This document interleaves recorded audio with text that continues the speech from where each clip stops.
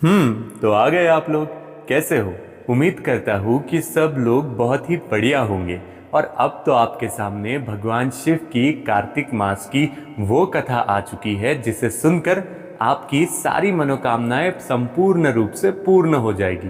तो आइए हम पूरे श्रद्धा भाव से इस कथा का श्रवण करते हैं। और अगर आपके पास में थोड़ा सा समय हो तो आप पूरे श्रद्धा भाव से कमेंट कर देना, हर हर महादेव। अब बहुत समय पहले की बात है। एक नगर में एक अत्यंत धनी व्यापारी रहता था। उसका नाम धनेश्वर था। जैसा नाम वैसा ही व्यापारी। उसके पास में बहुत धन था और उसकी पत्नी का नाम लक्ष्मी था। धनेश्वर का व्यापार नगर भर में बहुत प्रसिद्ध था। उसके पास अपार धन दौलत, नौकर चाकर और आलीशान घर था। उसका जीवन सुखमय प्रतीत होता था, लेकिन उसके मन में एक दुख था जो उसे कभी चैन से जीने नहीं देता था। उसकी कोई संतान नहीं थी। उसने कई मंदिरों में दान किया, बड़े बड़े यज्ञ कराए, किंतु संतान प्राप्ति का सुख उसे प्राप्त ही नहीं हो सका। धनेश्वर और उसकी पत्नी लक्ष्मी ने हर प्रकार से भगवान की भक्ति और आशीर्वाद मांगा, लेकिन संतान सुख की प्राप्ति नहीं हो सकी। दोनों दिन रात इसी चिंता में डूबे रहते। उन्हें लगता था कि उनके जीवन में कोई कमी है और ये कमी ही उनके लिए एक श्राप बन गई है। दोनों के मन में यही विचार था कि उनके इतने बड़े साम्राज्य का आखिर वारिस कौन होगा, उनकी मेहनत और धन का उत्तराधिकारी आखिर कौन बनेगा। दिन रात दोनों इसी चिंता में रहते, लेकिन बाहरी लोगों को लगता कि सेठ के पास तो बहुत पैसा है, बहुत खुश है, लेकिन अंदर से सेठ और सेठानी जी दोनों भी बहुत दुखी थे, क्योंकि एक परिवार के लिए सबसे बड़ी सुख की बात होती है संतान की प्राप्ति, और वही सुख सेठानी जी को नहीं मिल पा रहा था। एक दिन नगर में एक सिद्ध महात्मा का आगमन हुआ। महात्मा जी बड़े ज्ञानी और तपस्वी थे। लोगों का मानना था कि महात्मा जी के आशीर्वाद से लोगों की सारी इच्छाएं पूर्ण होती है। लोग उनकी उपदेश सुनने और आशीर्वाद लेने के लिए दूर दूर से आते थे। धनेश्वर को भी महात्मा जी के बारे में पता चला, तो वो तुरंत अपनी पत्नी लक्ष्मी के साथ उनके पास गया और उन्हें प्रणाम कर अपनी व्यथा उनको उसने सुना दी। धनेश्वर ने महात्मा जी से कहा, हे महात्मन, मेरे पास धन दौलत वैभव सब कुछ है। भगवान ने हर प्रकार की सुख सुविधाएं मुझे दी है, किंतु मेरे जीवन में संतान सुख नहीं है। मैंने हर प्रकार की पूजा और अनुष्ठान की, परंतु मेरी ये इच्छा है कि मुझे एक पुत्र की प्राप्ति हो। मेरी यही इच्छा है, बाकी मेरी कोई इच्छा नहीं। कृपया मुझे ऐसा मार्ग बताए जिससे मैं और मेरी पत्नी इस दुख से मुक्त हो सके। महात्मा जी ने धनेश्वर की ओर प्रेम भरी दृष्टि से देखा और कहा, हे मेरे प्यारे वत्स, यदि तुम सच्चे मन से अपनी इच्छा को पूर्ण करना चाहते हो तो भगवान शिव और माता पार्वती के सोमवार व्रत का पालन करो। सोमवार का व्रत भगवान शिव को अत्यंत प्रिय है और इससे वे अपने भक्तों पर शीघ्र प्रसन्न होते हैं। यदि तुम और तुम्हारी पत्नी श्रद्धा और भक्ति से इस व्रत का पालन करोगे तो तुम्हें अवश्य ही संतान सुख की प्राप्ति होगी।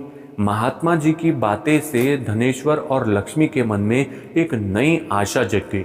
उन्हें बहुत खुशी हुई और वो ये भी बात जानते थे कि भोले बाबा तो भोले हैं। अगर हम उनकी थोड़ी पूजा आराधना भी कर दे तो वो हमारी पुकार अवश्य सुनेंगे।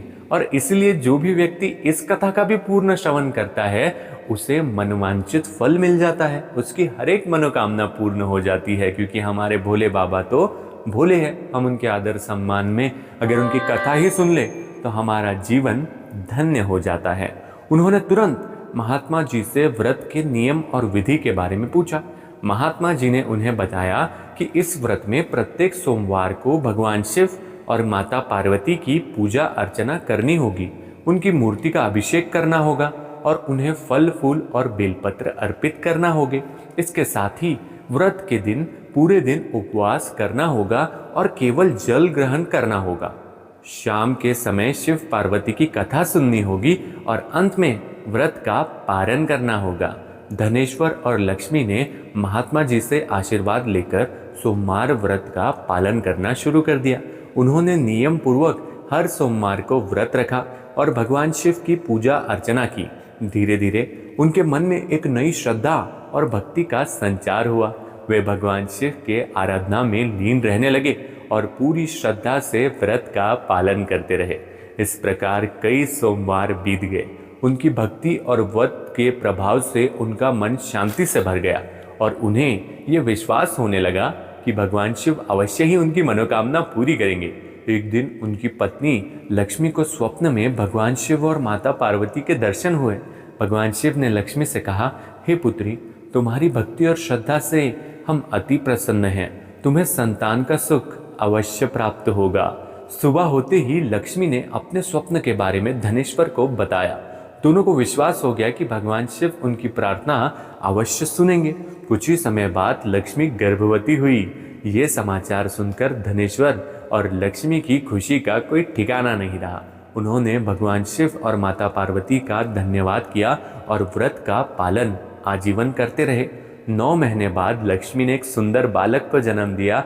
उनका घर खुशियों से भर गया। धनेश्वर और लक्ष्मी ने भगवान शिव और माता पार्वती का व्रत जीवन भर जारी रखा।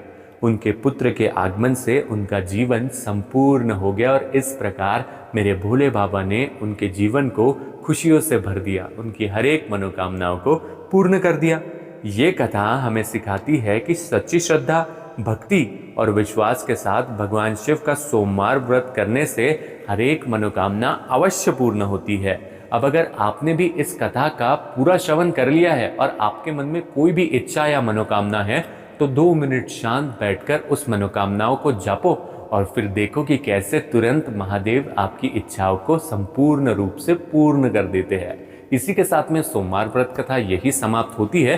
अगर थोड़ा सा आपके पास में समय है तो सांब सदाशिव इस नाम को आप फ्री में सब्सक्राइब कर सकते हैं, क्योंकि मैं यहाँ पर हर दिन आके आपको भगवान की याद दिलाता रहूँगा। इसी के साथ आज के लिए इतना ही। सांब सदाशिव अर्पण।